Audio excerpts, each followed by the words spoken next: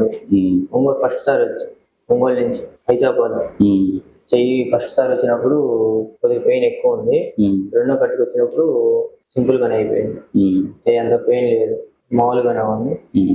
Doctor పేరు వచ్చేసి Lakshminarayana, PVC hospital. ఎట్లా ఉంది నీకు అంత ముందల కంటే ఇప్పటికి? ఇప్పుడు ఫ్రీగానే ఉంది.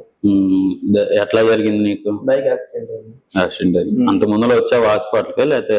వచ్చాను. ఇప్పుడు కాదు అంటే అసలు హాస్పిటల్ గురించి ఎవరైనా చెప్పారా లేకపోతే? ఫస్ట్ 9 years అప్పుడు వచ్చింది. ఓకే. అప్పుడు ఒకసారి తగ్గిపోయింది, ఇప్పుడు రెండోసారి వచ్చారు. ఓకే.